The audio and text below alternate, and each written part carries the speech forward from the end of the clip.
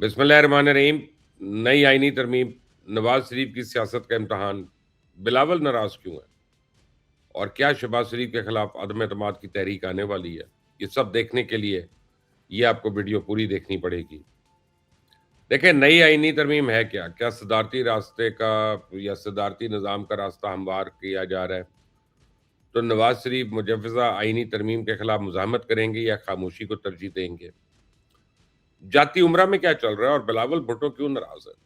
कहीं शहबाज शरीफ के खिलाफ तहरीक अदम एतमाद तो नहीं आ रही है? इस्लामाबाद के हलकों में एक शोर है कि बहुत जल्द एक ऐसी आईनी तरमीम आने वाली है जिसके नतीजे में बहुत कुछ बदल जाएगा। और इस तरमीम में कौन कौन सी तजावीज़ शामिल हैं, इसके बारे में ग्राउंड पर अभी तक कोई हतमी शय मौजूद नहीं है। लेकिन इशारों के नहियों में जो बात समझ आई जा रही है वो ये कि मुल्क में नए इंतजामी यूनिट्स तो अब हर सूरत बन के रहेंगे।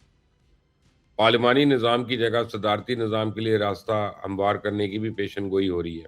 ये भी बताया जा रहा है कि मुजव्वज़ा आईनी तरमीम 18वीं तरमीम की इन तमाम शिकों को दोबारा एड्रेस करेगी जिनका ताल्लुक सूबाई खुद मुख्तारी से है, यानी वसाइल की तकसीम, एनएफसी अवार्ड, टैक्स और इंटरनल सिक्योरिटी से मुतल्लिक कवानीन को असर नौ तरतीब दिया जाएगा। मुस्लिम लीग नून के बाखबर हल्के ये दावे भी कर रहे हैं कि नई आईनी तरमीम के नतीजे में आबी वसाइल की तकसीम का झगड़ा हमेशा के लिए खत्म हो जाएगा और नई नहरें निकालने में कोई कानूनी रुकावट नहीं बाकी रहेगी। अब ये सारी खबरें, तज्ज़िये, तबसरे और अंदाजे एक तरफ, अब मेरा सवाल ये कि क्या पीपल्स पार्टी 18वीं तरमीम से कोई छेड़छाड़ कबूल कर लेगी? क्योंकि वो तो सूबाई खुद मुख्तारी को अपनी रेड लाइन करार देती आई है। दूसरा सवाल ये है, क्या नवाज शरीफ पार्लिमानी निज़ाम की जगह सदारती निज़ाम कबूल कर लेंगे? आखिर उनकी खामोशी के पीछे राज क्या है? और सबसे बढ़कर वो बिलावल आजकल हुकूमत से क्यों नाला है? तो अगर आप मुझसे मेरी ज़ाती राय पूछें तो मुस्लिम लीग नून इंतज़ामी यूनिट्स बनाने की हद तक तो तैयार है। सूबे के बाज़ इख्तियारात वफाक को मुंतकिल करने के लिए भी मान जाएंगे। इसके अलावा सूबे की इंटरनल सिक्योरिटी का बोझ उठाने पर भी राज़ी हैं, लेकिन सदारती निज़ाम के हक में कभी वोट नहीं देंगे। और इसकी वजह शहबाज शरीफ या मरियम नहीं बल्कि नवाज शरीफ हैं। उनकी पुरस्रार खामोशी बता रही है कि अगर उनको दोबारा मुज़ाहमती सियासत शुरू करने का मौका मिला तो उसे ज़ाया नहीं करेंगे। ये मुजव्वज़ा आईनी तरमीम जो है नवाज शरीफ की मुज़ाहमत को एक सुनहरा बाब दे सकती है। आप देखें ना कि मुस्लिम लीग नून के पास उसका कोई सियासी बयानिया नहीं है। आप पंजाब के किसी भी शहर का सर्वे कर लें, आपको मुस्लिम लीग नून की मकबूलियत का अंदाज़ा हो जाएगा। ताजिर परेशान हैं, मज़दूर लाचार हैं, तनख्वाहदार की ज़िंदगी जीरन है। लोग अब रिलीफ चाहते हैं बिजली और गैस के बिलों में, पेट्रोल की कीमतों में, आटे, दाल और घी की मद में, लेकिन हुकूमत की मजबूरी है कि खजाना खाली है।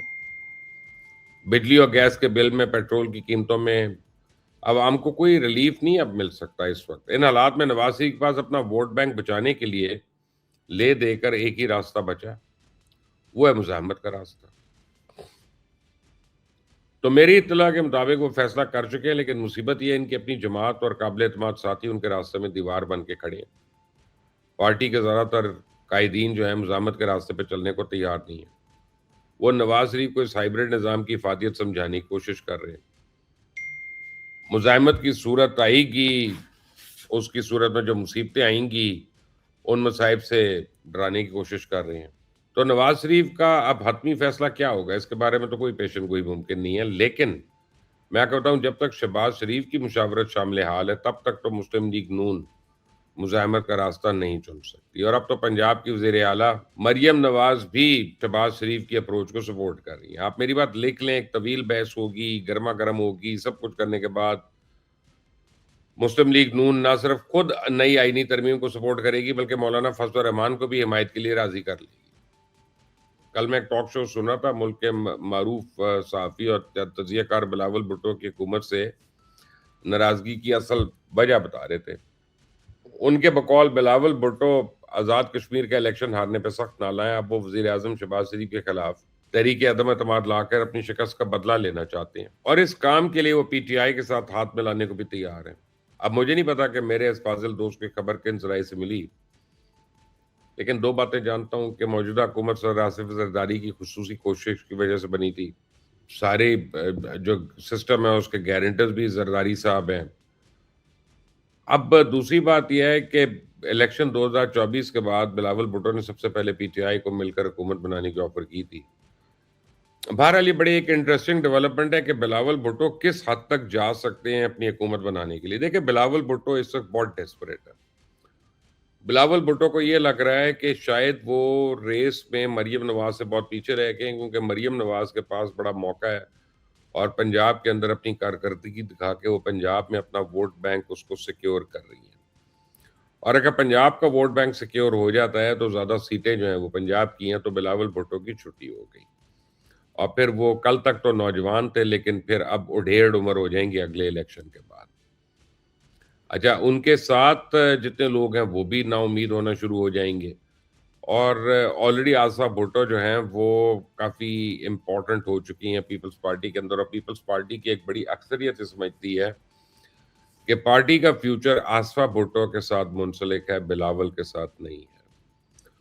तो इसलिए तमाम तमाम यानी हर चीज़ के बावजूद और तमाम आप समझे इख्तलाफात के बावजूद बिलावल भुट्टो जो हैं वो थोड़ी देर के बाद डेस्परेट होंगे पीटीआई से हाथ मिलाने को। उसी पीटीआई जिसने उनको करप्ट कहा, उनके बाप को करप्ट कहा, जिसने उनके घर वालों को करप्ट कहा, जिसने पता नहीं क्या-क्या बातें नहीं की उनके मुतल्लिक, और यहाँ तक कहा कि हम इनसे हाथ नहीं मिलाएँगे, सब कुछ नहीं करेंगे। लेकिन आपको पता है पॉलिटिक्स जो है ना, इसका इसका इसमें मफाद साझा होता है, इसमें कोई माँ-बाप साझे नहीं होते, मफाद साझा होता है, और वक़्त पड़ने पे इंसान गधे को भी बाप बना लेता है।